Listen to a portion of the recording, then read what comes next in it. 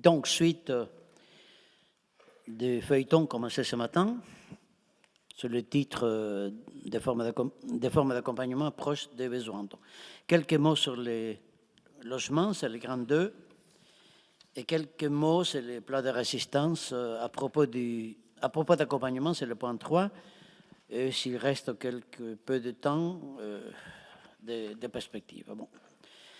Que dire de logement, en fait, c'est que ne pas dire, à tel point, effectivement, le sujet est vaste, ramifications multiples. Ça peut se traiter de différentes manières, ça doit être traité de différentes manières. Bon, donc, là-dessus, je vous propose un petit schéma sur le numéro 21. À propos du ce que j'ai compris dans ce que vous faites, du triple statut du logement. Donc, objet à la fois matériel et idéologique, je m'en expliquerai bien sûr. Le logement est aussi un objectif à atteindre et le logement est un support d'accompagnement. Bon, chacune de ces formules mériterait quelques... Ah, pardon. Je regarde ces noms. Hein. Oui, c'est ça qui m'inquiète. Oui. Bon, chacune de ces affirmations mériterait de longs développements, je ne ferai pas juste un point. Un point ou deux sur chacun des trois items. Le logement est un objet à la fois matériel et idéologique. Bon, est à la fois est un objet matériel au sens où tout un chacun peut voir ça, c'est-à-dire c'est un espace, ce sont des murs, un toit, une occupation donnée. Mais évidemment, tout le monde connaît aussi ce fait qu'un logement n'est pas que la petite description excessivement sobre que je viens de faire. Et je veux dire, un logement, ce n'est pas que 4 murs, un toit. C'est aussi, avec le logement, ce qu'on donne, c'est une répartition de l'espace. C'est-à-dire, on donne un espace cuisine, chambre, salon éventuel, et qui, chacun, comporte certains usages, rend plus difficile, sinon impossible, d'autres usages. Je veux dire, on ne fait pas pipi à la cuisine, sauf exception ou urgence. Les lieux viennent avec des charges symboliques. Hein, les lieux, et ce que vous faites, ce que j'ai compris, en tout cas, toujours, ce que vous faites, donc, ce n'est pas donner... offrir, donner la possibilité de disposer d'un logement qui serait que matériel. Chez les humains, ce n'est pas possible. Ce n'est pas une question de positionnement. Chez les humains que nous sommes, et toutes catégories sociales confondues, on ne peut pas donner quelque chose de matériel sans donner avec un message. Une manière de dire, une manière de l'habiter, pas faire des prix au-delà des 22 heures, ne pas piquer les linges d'autrui, enfin, des choses comme ça. C'est-à-dire le logement, donc, à la fois comme objet matériel et idéologique. Bon, idéologie, c'est un gros mot, hein, un très gros mot, qui mérite bien sa mauvaise renommée, sauf que ni en français ni dans d'autres langues non plus, il n'y a pas d'autre mot. Il n'y a pas d'autre mot. Bon, si on est bien élevé, ce n'est pas toujours mon cas. Si on est bien élevé, on ne dit pas idéologique, on dit symbolique, par exemple, qui est un mot qui sonne bien, hein, qui a l'intérêt d'aller au-delà du matériel, qui a l'intérêt de dire de quoi le matériel est investi. Quand des personnes que vous recevez qui voulaient un logement ou qui ne voulaient pas, bon, qui voulaient un logement et qui ne veulent pas de logement que vous proposez, et les raisons ne sont pas forcément matérielles uniquement. C'est trop éloigné de centre-ville ou trop ceci ou cela. Ça a à voir aussi avec la charge symbolique de la chose. Sauf que je vous dis, symbolique est un mot plus poli, mais comme souvent la politesse, elle est creuse. Des symboles, il y a beaucoup, de toutes sortes. Le mot idéologie a, pour moi, hein, l'avantage de ces inconvénients. Ça vient de dire que le logement est un objet matériel et symbolique, mais que le symbolique n'est pas n'importe laquelle. Faire un carrel, faire un méchoui dans la baignoire, c'est une manière que je ne partage pas, hein, au cas, les messieurs, oui, mais la baignoire, non, qui est une manière de s'approprier les lieux, c'est du symbolique. Simplement, bon, vous, moi, les instances enfin, les différentes institutions trouvent cet usage symbolique tout à fait démesuré, à enrayer, à éviter, etc. Pour dire quoi? Pour dire que symbolique, c'est un terme générique, et ça peut passer si vous ne tombez pas sur un philosophe ou autres espèces mineures qui vous posent des questions. Et idéologique vient de dire que c'est une charge symbolique, mais pas n'importe laquelle, qui est orientée. S'il y a un synonyme à donner à idéologique, c'est orienté, pas neutre, comme ce matin, orienté selon certains principes, certaines orientations, justement, certaines manières de faire. C'est-à-dire, j'ai compris que le logement, tel que vous le proposez, le logement, donc, est dans ce sens un objet à la fois matériel et idéologique.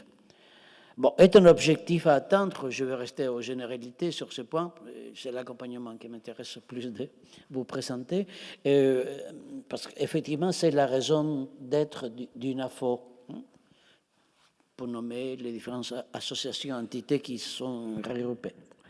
C'est la raison d'être, c'est pas tout à fait vrai ce que je viens de dire. C'est pas tout à fait vrai parce que le logement, je vous parle toujours de ce que j'ai compris, c'est-à-dire pas tout. Et vous verrez après que faire avec, éventuellement rien. Ça serait vexant, mais ça peut être comme ça. Le logement est un support, est un support d'accompagnement. Il me semble avoir compris que ce qui est fondamental chez vous, c'est l'accompagnement. Mais l'accompagnement a, lui, besoin de supports divers, de différentes sortes. L'accompagnement, ça peut pas être seulement le discours, mais aussi l'accompagnement doit se matérialiser sous la forme d'une clé qui ouvre un studio ou d'une sonnette qui donne accès à la pension de famille. Vous voyez, c'est-à-dire un accompagnement suppose une matérialité. Dès ce point de vue, vous verrez, une AFO n'est pas une agence, n'est pas un guichet spécialisé d'attribution de logements. D'autres le font, de même qu'un CHRS n'est pas Pôle emploi, le rôle n'est pas de fournir un emploi. Ça, ce n'est pas le pôle de travail social. Le travail social prépare un emploi possible et tout se passe dans la préparation. L'emploi dépend de bien d'autres facteurs. Marché du travail, pour citer ces petits détails. Bon, tout ça pour dire quoi? Pour dire que l'UNAFO est un guichet spécialisé dans l'accompagnement du logement ou de l'accompagnement ou des logements accompagnés. Oui, le logement est central, mais pas unique. Si vous pensez que c'est central, si vous pensez, vous savez les trois, bien sûr.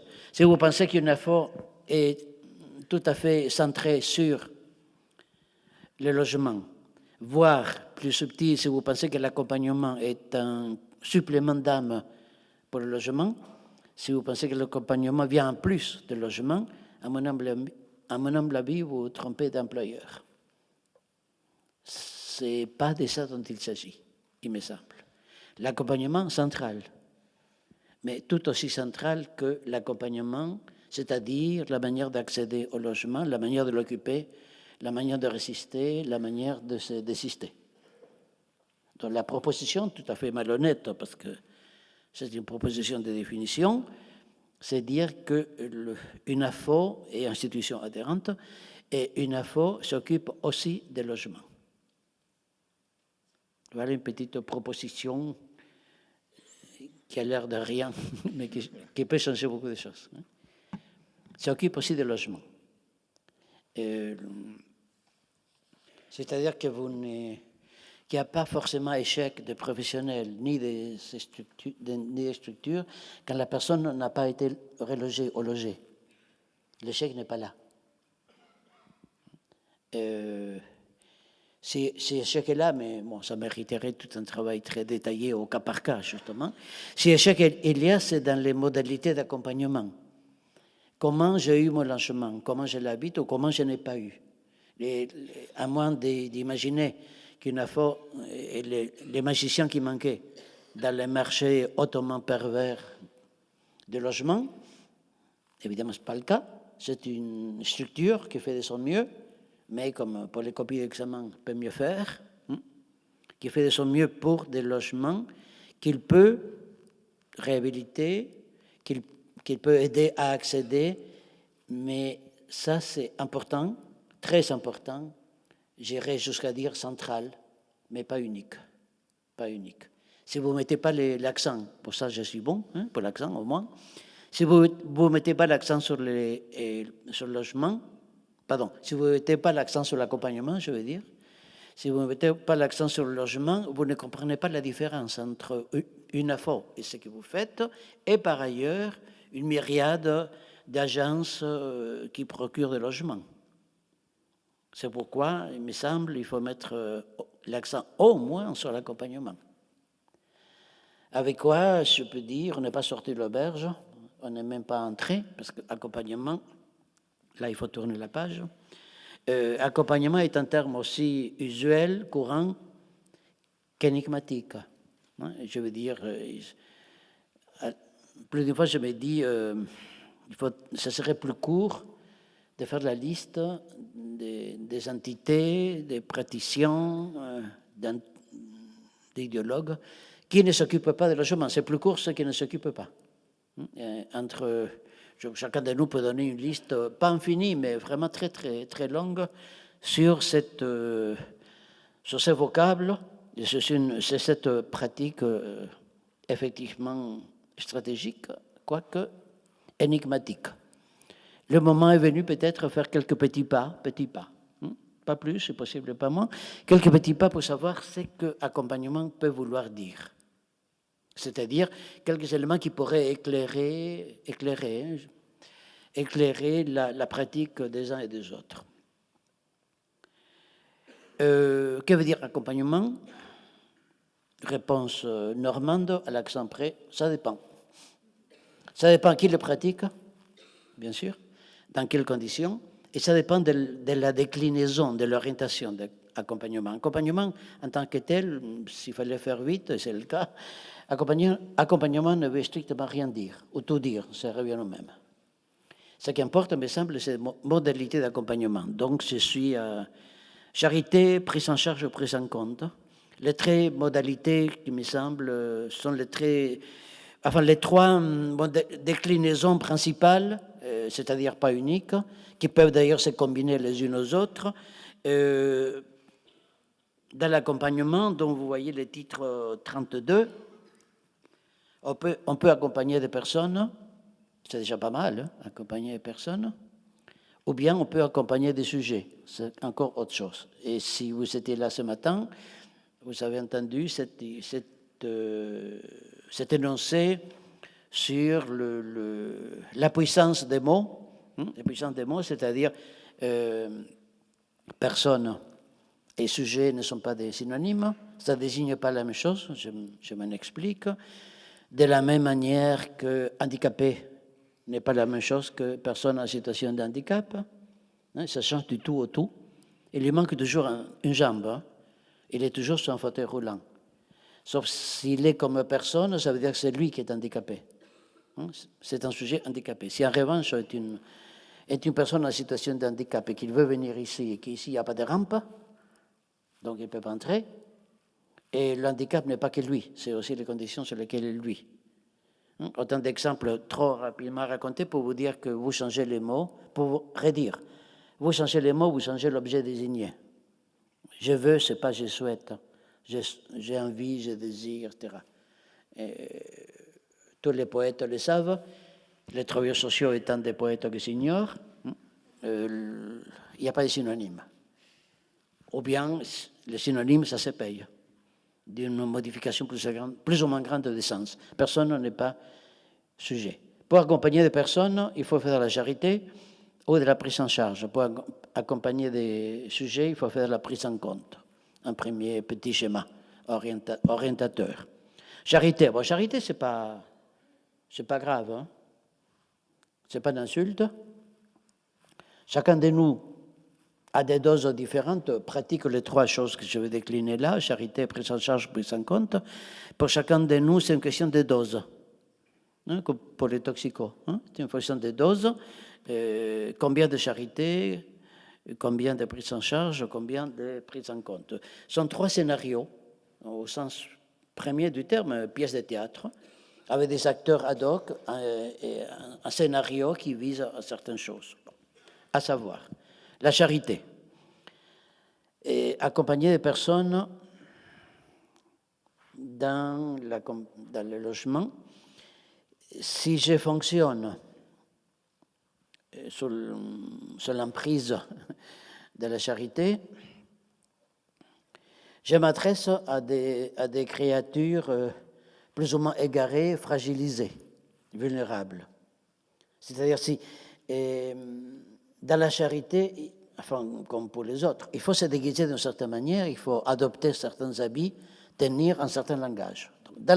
Pour entrer dans la charité, il faut que je m'adresse à des gens qui ne savent pas où donner la tête, égarés, fragilisés, bon, tous les précarisés, tous les synonymes qui font florès dans le travail social actuellement. Ça veut dire quoi? Ça veut dire qu'en dehors de la charité, il n'y a pas de personnes égarées. Et c'est de ça que je vous parle. Je vous dis à la fois, mais c'est la même phrase dite recto verso, je dis que l'accompagnement décliné comme charité suppose que moi, dans ma bonté infinie, dans mes qualifications, diplômes, je m'adresse à des créatures plus ou moins fragilisées par la vie, par la maladie mentale, par ceci ou cela. Je m'adresse à des créatures, à des personnes fragiles, très fragiles. Comme disent mes étudiants, vachement fragiles. Ouais. Mais ça veut dire en même temps que vous sortez de la charité, vous ne trouvez plus de personnes fragiles. Vous trouvez autre chose. Vous voyez, ce que je vois, ça vaut pour chacun, chacune, ce que je vois est fonction des problématiques qui me font fonctionner, qui me font voir. Je ne vois pas ce que je veux, je vois ce que je peux. Et en fonction des problématiques ou des orientations ou de ce que vous voudrez l'appeler, c'est insister lourdement, dans la mesure où le temps le permet, insister lourdement sur cette idée que je veux vous raconter la situation d'une personne fragile. On me dit, et j'entends, je traduis de français en français, je traduis, voilà, ils vont me parler de son adhésion à la problématique de la charité. En dehors de la charité, il n'y a pas de fragile. J'admets parfaitement que, qu'on puisse avoir besoin, à la place qui est la vôtre, qui sont les vôtres, qu'on puisse avoir besoin qu'autrui soit imaginé comme fragile. Ça arrange pas mal quand même, dans la toute-puissance des intervenants. Et pour faire le boulot que vous faites, il vaut mieux la toute-puissance qu'autre chose. On ne peut pas, comme disent les ados du 9-3 parisien, on ne peut pas ne pas se la raconter un peu, beaucoup, passionnément. Une des choses que les intervenants en travail social, toutes spécialités confondues, aiment bien se raconter, c'est la fragilité d'autrui. Ça, on adore ça. Mais j'insiste, hormis l'ironie légèrement déplacée avec laquelle je raconte tout ça, mais c'est normal parce que c'est un boulot difficile et je me raconte que les gens dont je m'occupe vont mal, très très mal, et que moi je vais bien sûr. Ça baigne, comme on dit. C'est le risque toujours de se noyer, bien sûr, mais ça baigne chez moi, dans mes convictions, dans mes idéaux, tout ça. Bon. Dans cette forme d'accompagnement, on est guidé par la pitié et la compassion. Je trouve 2 vertus chrétiennes, mais ça vous le saviez, 2 vertus judéo-chrétiennes tout à fait intéressantes. Et ça marche très bien tant qu'autrui est consentant. Si vous avez la chance de tomber sur un bénéficiaire qui veut bénéficier et qui est même reconnaissant, donc effectivement, là, vous construisez un cas. Vous savez qu'est-ce qu'un cas? Un cas, c'est ce qui arrive autrui. Moi, je suis pour rien. Enfin, je ne suis pas au courant que je suis dedans. Moi, un cas, c'est celui qui arrive à Jacques Dupont. Et donc, de la charité, on construit des parcours, je dis. On construit des parcours comme ils doivent l'être, Le parcours est orienté, la charité est montée l'histoire des religions, le prouve. Et la charité est montée sur l'idée de faire du bien à autrui. C'est un projet tout à fait louable, bien sûr. Il faut être vache ou sociologue ou autre chose pour penser autre chose. Mais disons, dans la charité, on veut le bien d'autrui. Et chacun de nous, certainement, veut le bien d'autrui. Bon. Sauf que les destinataires ne sont pas toujours d'accord, ils ne comprennent pas toujours. Et il y en a même qui vous renvoient la balle, mon bien c'est le vôtre, non? Bon, ça, ce sont les bénéficiaires trop égarés, hein, qui ont découvert que quand je leur souhaite des biens, c'est plutôt le bien tel que je l'entends. J'ai un diplôme, j'ai des diplômes, j'ai une formation. Je sais ce qui est bon pour vous. La charité suppose qu'il y a quelqu'un qui sait ce qui est bon pour autrui. Je trouve ça très, très, très bien, magnifique. Plus d'une fois dans la vie, chacun de nous, moi compris, gagne à tomber sur des gens qui vous veulent du bien et vous disent comment faire, quoi faire, tout ça. Impec. Bon. Mais bon, ça suppose qu'autrui soit d'accord, ou au moins qu'il consente, au bien que je le souhaite, et qu'il ne soit pas trop au courant que son bien, c'est le mien, y compris celui des statistiques.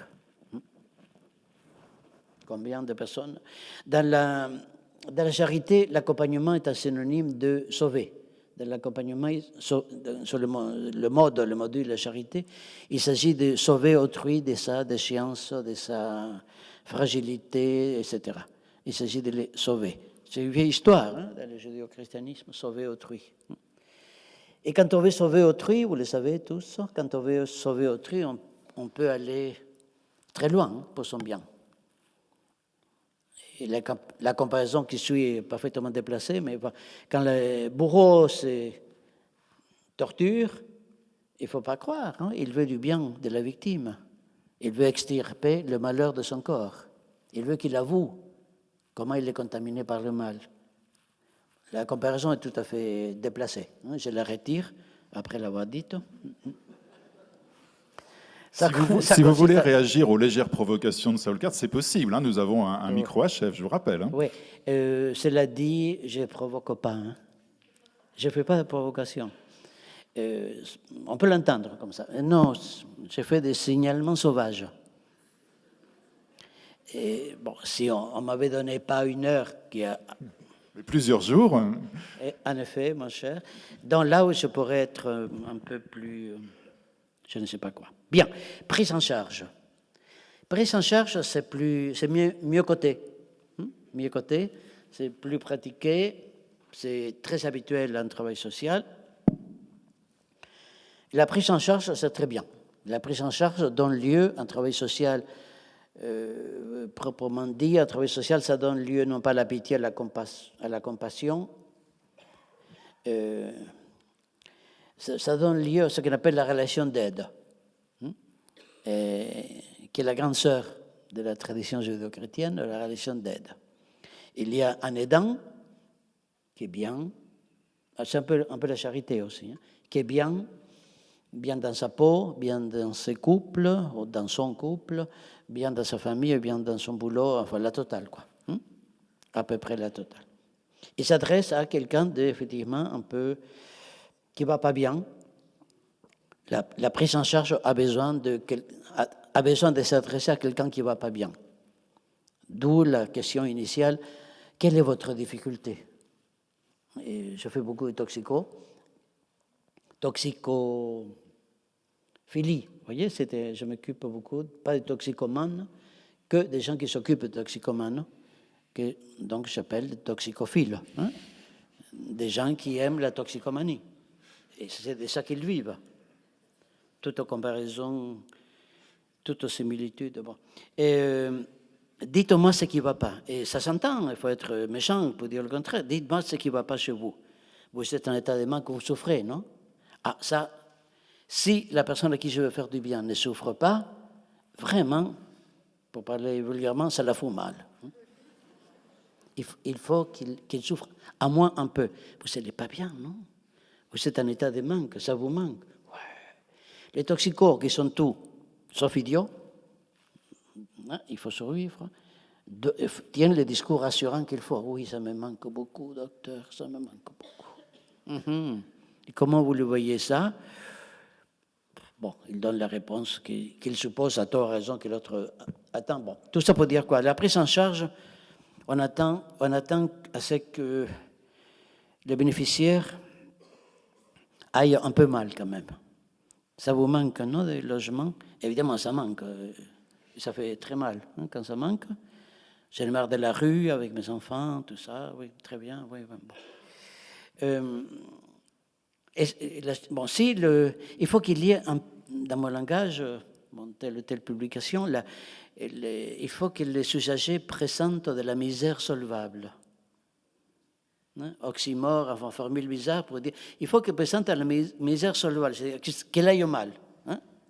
Un toxico qui vient dire à sa psy, vous savez, c'est vachement bon, le toxico, ce qui est le cas, hein, quand ils sont la bonne dose, pas frélatés, hein, et qui vient dire, vous savez, c'est très bien, bon, ça décourage n'importe quel psychologue, hein, à juste titre d'ailleurs. Non, il faut qu'ils viennent avec un symptôme de souffrance ou de misère solvable. C'est-à-dire, qu'est-ce qu'un symptôme solvable? Celle pour laquelle les institutions sont équipées, celles que les intervenants peuvent prendre en compte. Ce n'est pas important qu'il soit mal, très mal, terriblement mal. Qu'il soit psychotique, plus, ce n'est pas grave si je suis équipé pour m'occuper de psychose.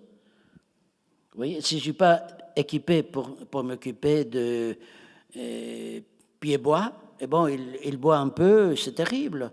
Terrible parce que ce n'est pas... Je ne connais rien à dictologie, donc quelqu'un qui boit, c'est terrible. Bon. La prise en charge s'adresse à des personnes qui collaborent. T'as un vieux mot en français, vous savez, hein? Ça s'est pratiqué beaucoup à une époque. Hein? J'ai choisi mes mots toujours. Hein? Toujours. Enfin, j'essaie. Des personnes qui collaborent. Bon, donc là, vous tombez sur une bonne partie, je suppose, de vos bénéficiaires bon, qui sont contents, qui vous remercient même d'avoir trouvé cette... Bon. Parfois, on tombe sur des personnes rétives, des non-collabos, on va dire. Hein? Des non-collabos. Des personnes rétives pour des raisons de santé mentale, de ceci ou cela, qui ne sont pas d'accord. Qui ne sont pas d'accord pour la prise en charge. Vous savez, la prise en charge, hormis je fais beaucoup de taxis, hein, donc c'est marqué la prise en charge des taxis, des choses comme ça. Mais la prise en charge, ouais. Qui s'occupe de la prise en charge? Qui s'occupe d'accompagnement sur la forme de prise en charge? Les preneurs en charge. C'est la réponse. Ouais. Qui fait de la prise en charge? Le preneur en charge, ce que j'ai copié évidemment des preneurs d'otages. Et toute similitude avec un personnage réel est absolument nécessaire. Et je sais ce qui est bon pour vous. C'est ça la grande parenté entre prise en charge et charité. Je sais ce qui est bon pour vous. Avec votre aspect, votre odeur, vivre dans la rue, c'est pas abîmé par la vie, les accidents de la vie, comme on dit, une formule tout à fait métaphysique. C'est pas la vie qui abîme les gens, c'est le grand capital, c'est les prix de logement, c'est les conditions de vie. La vie, c'est une notion suffisamment éthérée pour qu'il fasse du bien, ni mal ni bien.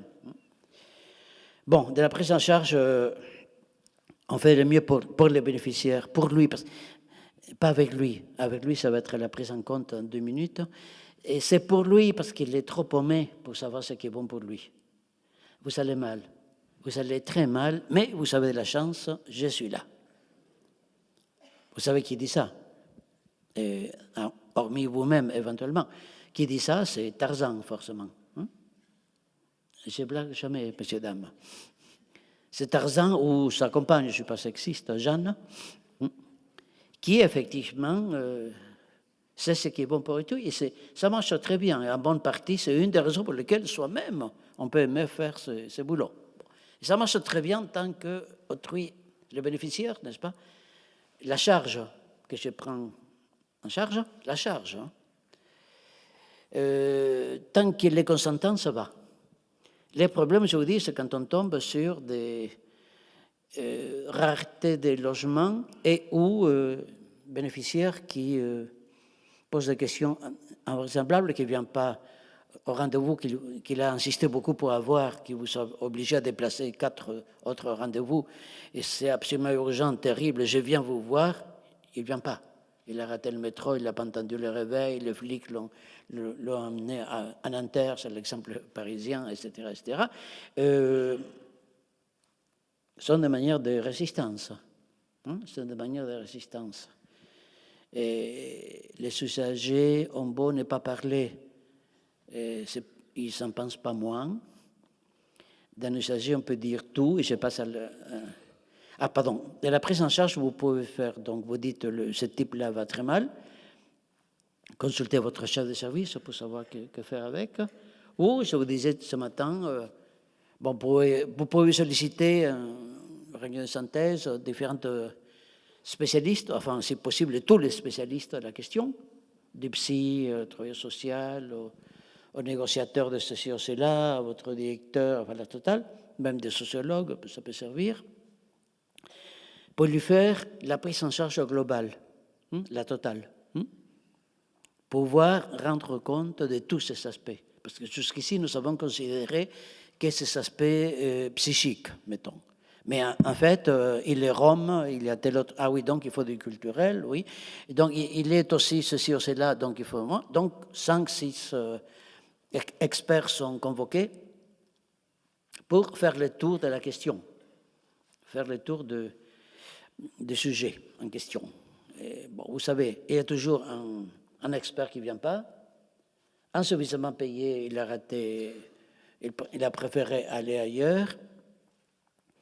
Et puis surtout, les bénéficiaires ne racontent pas tout. Ne racontent pas tout. Plus encore. Les bénéficiaires mentent. Ils vous racontent des salades. Ça n'a aucune gravité, sauf que vous y tombez. Oui, et madame, vous ne m'avez pas dit que vous vivez dans la rue, mais vous avez un frère qui... Ah, j'ai oublié. Un frère qui vous héberge de temps à autre. Ah, j'ai oublié. Je ne suis pas en train de dire, messieurs, dames, du mal des usagers. Je suis en train de dire qu'ils sont vivants, qu'ils sont des stratégies, qui vous mettent en bateau. Bon, je pourrais le dire plus franchement, mais enfin, vous voyez, qui vous racontent des bobards. Certains, au milieu de bobards, la tragédie qui est leur vie, bien sûr. C'est pour dire que là, vous pouvez donc soit dire il va très mal, et on va aller de façon à on va réunir tous les spécialistes pour avoir une vision complète. La vision complète, vous ne l'aurez jamais. Les bénéficiaires mentent un peu, beaucoup, passionnément, à la folie. Ils vous racontent des bobards. Ils vous disent que ça va très mal, vous savez, très mal, très mal, très mal, et ils lorgnent vos jambes, mesdames. Tout se passe comme si les bénéficiaires étaient vivants. Ce qui peut être scandaleux, du point de vue de la charité. Vous voyez? Mais ils sont vivants. Ils sont des mecs, des nanas, des enfants, avec des stratégies. Des stratégies. Évidemment, il faut tout un travail sur soi pour reconnaître ça, pour voir en quoi elles consistent ces stratégies. Mais ça fait 3 ans qu'il vit dans la rue. Il faut l'aider, tout à fait. Mais comment il a fait pour supporter 3 ans? Comment il a fait? Sinon, entre autres, évidemment, il n'y avait pas d'autre solution. Mais sans solution, on se suicide. Pourquoi il ne s'est pas suicidé? Parce qu'il est consistant. Parce que des stagiaires, vous pouvez dire ce qui vous chante, sauf qu'ils sont précaires, vulnérables. Ils sont consistants. Mais pour ça, il faut faire tout un deuil de la charité. Il y a 20 siècles contre vous. Oui, de certaine manière, 20 siècles et un peu plus. De judéo-christianisme, bon, je me penche sur vous, sur votre situation, parce qu'elle est minable et moi tout puissant. Ça, c'est la charité. Je veux faire du bien. Et j'ai besoin de faire du bien, secondairement à cause de vous, et principalement à partir de ce qu'on m'a dit quand j'étais petit. Bien. Ou bien, je vous dis, la prise en compte, s'occuper des sujets, Et là, bon, les choses changent un peu. On change un peu beaucoup. Il ne s'agit pas d'aider, dans la rigueur des mots, il ne s'agit pas de relation d'aide. Ça suppose la prise en compte, c'est-à-dire la prise en charge, pardon, la relation d'aide, la prise en charge. Imaginez des solutions qui sont bonnes pour vous. Dans l'état qui est le vôtre, vous pourrez à minima être reconnaissant. Mon institution, mon chef de service, on est très inquiet pour vous. Comment se fait-il que vous rejetez ce qu'on vous propose? Ça ne va pas. Vous ne serez pas un peu... Bon, après, suit une liste d'adjectifs. Cocher la case utile. La prise en compte, c'est faire avec le destinataire. Faire avec. Et la prise en charge, je sais ce qui est bon pour vous. La prise en compte, c'est je sais un peu de ce qui vous arrive. Je sais un peu. Je ne sais pas tout. Je ne suis pas à l'abri de gaffes. Un bon professionnel, pour moi, personnellement, un bon professionnel, c'est celui qui est au courant, qu'il ne peut pas ne pas faire de gaffes, pas que mineur, pas que mineur.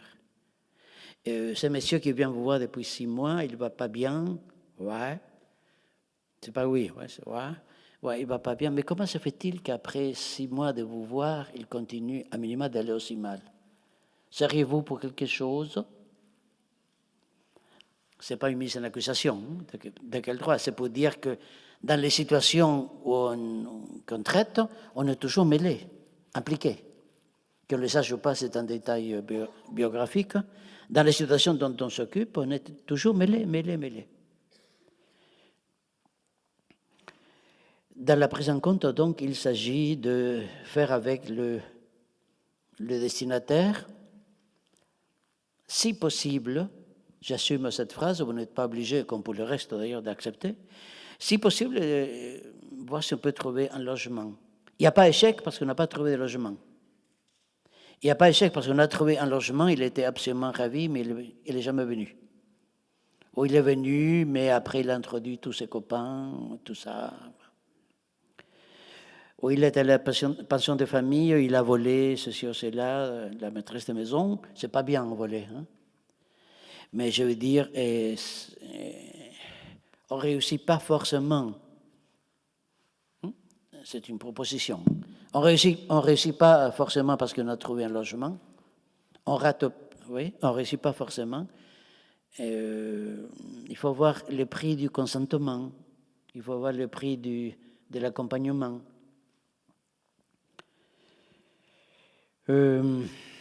Ça vient dire quoi? Ça vient dire que un sujet, enfin, je veux dire traiter autrui comme sujet, c'est accepter qu'il sache des choses sur ce qui lui arrive. Vous devez le pratiquer en bonne partie, en tout cas, comme ça.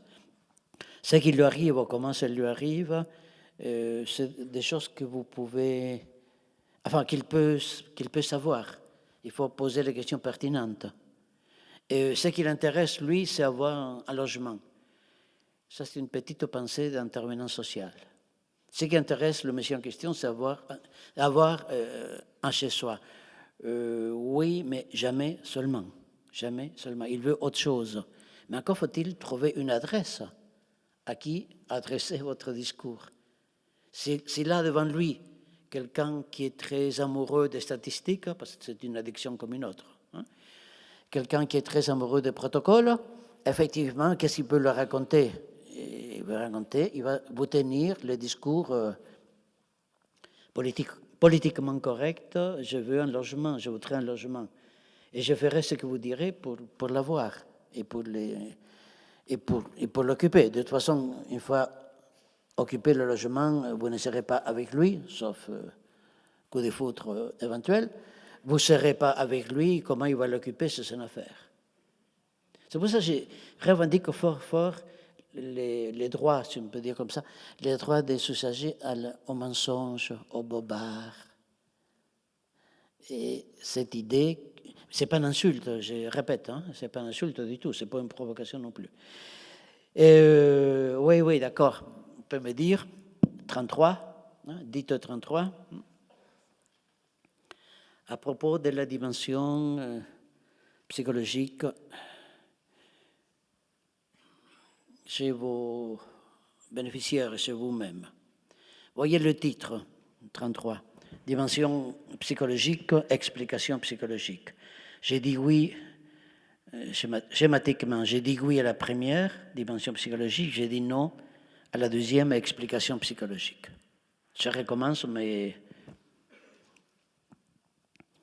un peu plus clair. Le travail que vous faites et les personnes à qui vous adressez sont incompréhensibles si vous êtes très fâché, pour le dire infantilement, si vous êtes très fâché avec la dimension psy. D'une façon ou d'une autre, vous avez tout à fait intérêt à être un peu au clair. Pourquoi vous faites ce boulot quand même, un peu au clair, et être un peu au clair des caractéristiques psychiques des gens dont vous occupez. Bon. Sauf que ni vous, ni les personnes dont vous occupez, vous n'êtes pas des entités psychiques. Vous avez une composante psychique, moi aussi d'ailleurs quand même. Hein. Vous avez une composante psychique, mais vous n'êtes pas que du psychisme. Vous êtes aussi porteur de tel ou tel principe, de telle ou telle orientation qui n'a pas à voir avec papa-maman, qui a à voir avec d'autres éléments, orientation sociale, politique, économique, idéologique, etc. C'est-à-dire une éducatrice, c'est ça, en analyse pratique, on traitait d'une situation d'un monsieur assez incompréhensible pour elle, pour moi aussi. La fois d'après, l'éducatrice vient en disant, vous savez, j'ai consulté le docteur Antel, psychiatre maison, qui m'a dit que le monsieur est psychotique. Et elle ajoute, la malheureuse, et alors j'ai tout compris. Une phrase la plus terrible qu'on puisse dire, j'ai tout compris. Bon, j'ai attendu la pause pour aller voir le psychiatre. Écoute, ne raconte pas n'importe quoi, mais éducatrice, après j'ai un boulot dingue à essayer de réparer les dégâts. Non, il avait compris un mot qui, en principe, chez le psychiatre, renvoyait un diagnostic. Mais les gens psychotiques ne sont pas que psychotiques. Ne sont pas que psychotiques. On dit en langage populaire, on dit, bon, le nazisme, c'est clair, Hitler était fou. Ouais, c'est possible, sauf que tous les fous ne sont pas nazis. Je pourrais donner des exemples locaux, mais attendons un peu. Vous aussi, d'ailleurs.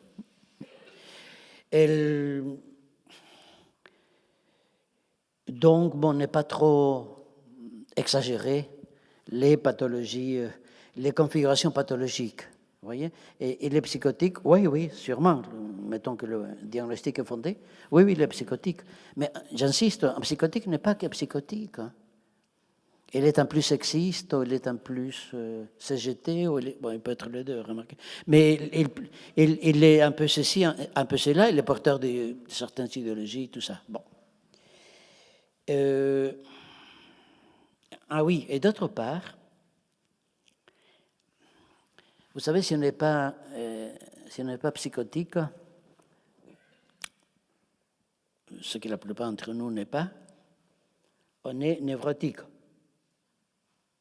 Quand on est bien élevé, qu'on ne connaît pas trop psychanalyse, on ne dit pas névrotique, on dit normal. La normalité étant, vous le savez, avec d'autres mots, mais pas, la normalité étant un des symptômes les plus répandus. Mais très, très répandu, au point qu'on pourrait penser qu'il est gratuit. Absolument pas. Absolument pas. Je pourrais faire, vous aussi, les détails de tous les symptômes qui caractérisent tous les renoncements, toutes les abdications, toutes les résignations qui caractérisent la normalité. Point de suspension. Bon, je ne peux pas la recevoir, celui-là, je vais arrêter un peu son dossier, parce qu'il souffre d'addiction.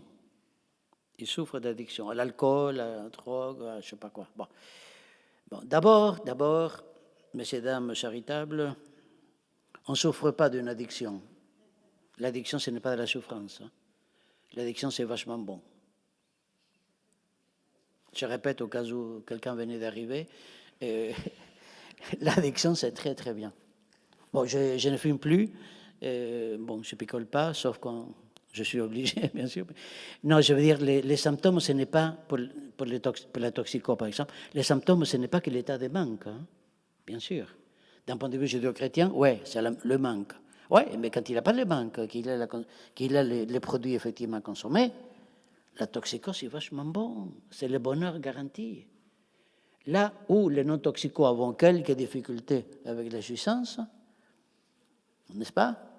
On ne va pas faire un tour là-dessus, mais bon, chacun sait à quoi je parle, à quoi je pense. Bon, et là, les toxicos peuvent très généralement être dans la jouissance garantie. C'est inviable pour tout dire. C'est inviable. Je ne vous recommande pas parce qu'il y a d'autres inconvénients, mais en même temps, ça n'a pas que des avantages, des inconvénients. Donc, dire de quelqu'un il a telle ou telle addiction, donc il est de la souffrance, mais non. Mes toxicophiles, je vous disais tantôt que je m'occupais, quand les toxicos ne venaient pas, parce qu'ils en avaient marre, parce qu'ils tenaient un discours très moraliste, quand ils ne venaient pas, mes toxicophiles étaient dans une souffrance atroce, vous voyez, y compris en termes de prix de journée, bien sûr. Bon, pour dire qu'il faut être très pudique, c'est ça que je voulais dire, pour commencer à finir, peut-être. Je ne vais pas vous donner des fausses espoirs. Non, mais je ne veux pas vous faire le coup du mec normal non plus qui dit qu'on s'arrête à 12h30, mais on s'arrêtera à 12h30. Ah oui? Ah, mais moi, je peux continuer tout seul. Ça fait des années, d'ailleurs, je fais ça tout seul. C'est pour ça qu'on vous a invité à venir, d'ailleurs. Non,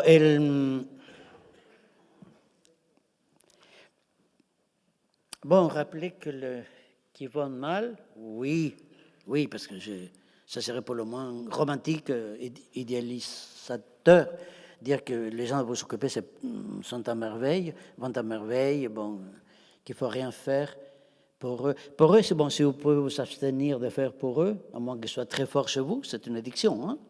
La charité est une addiction. Et je ne peux pas ne pas faire du bien d'autrui. Hein?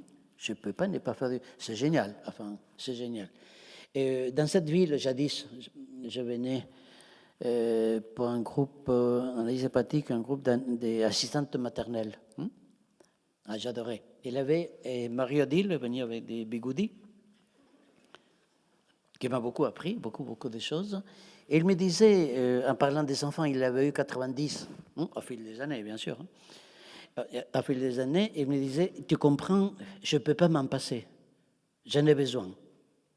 Ça permet de sublimer des histoires avec son mari, bon, etc., peu importe ici.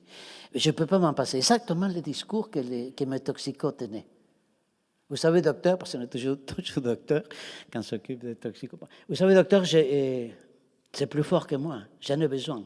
Oui, Marie-Odile, oui. Oui.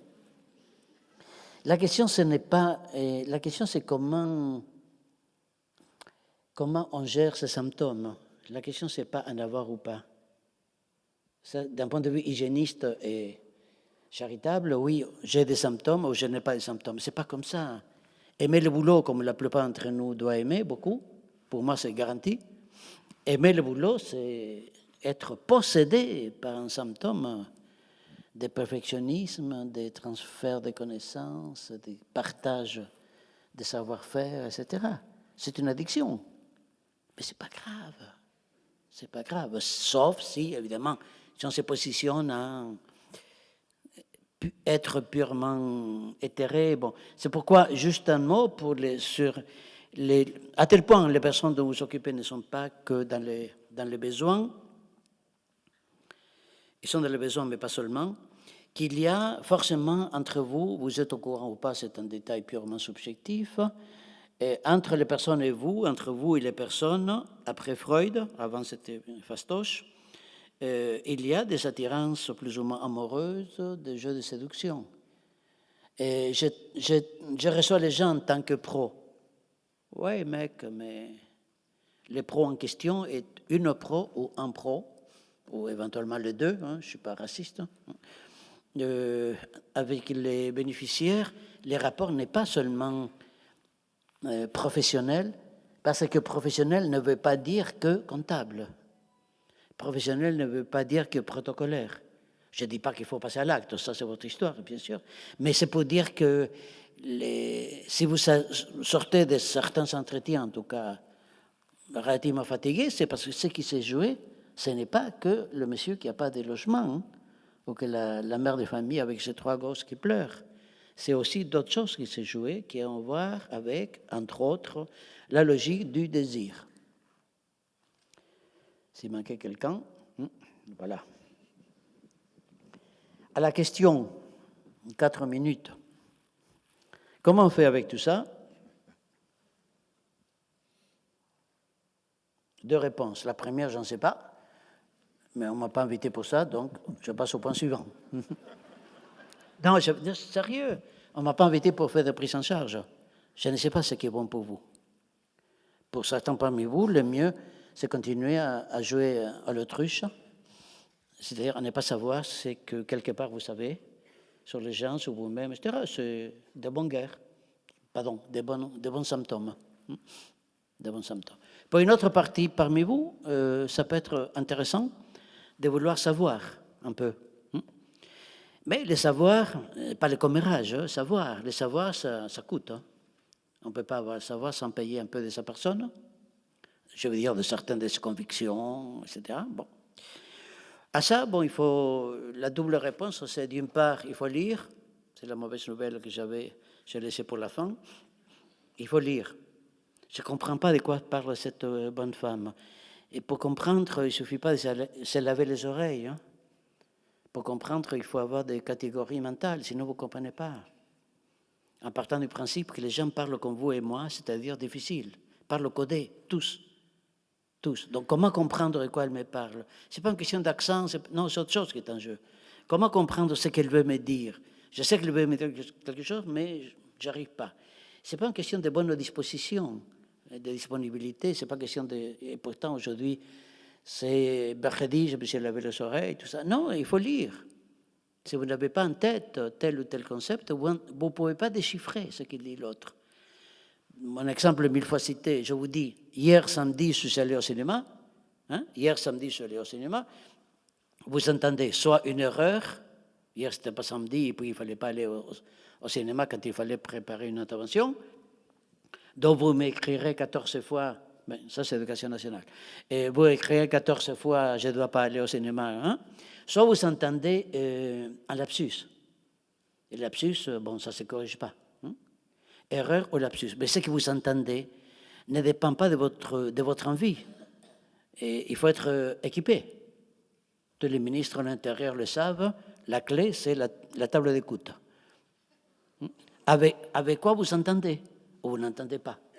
Donc les gens ne parlent pas difficile, ou les gens parlent très difficile, ça dépend avec quoi vous les écoutez. Qui chez vous écoute.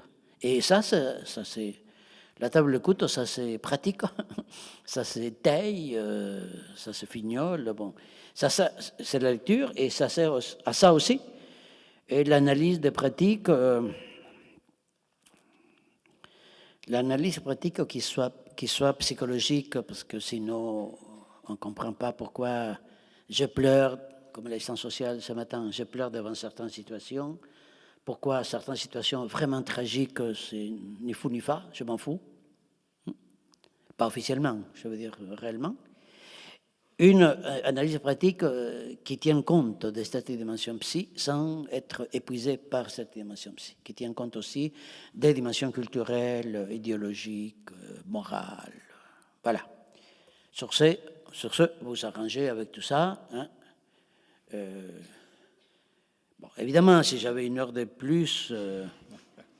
Alors peut-être ce que l'on pourrait faire, oui, à part vous remercier, c'est pour ceux que ça intéresse, continuer pendant l'heure du repas avec Saul Katz. En tout cas, merci beaucoup parce que vous avez... Merci.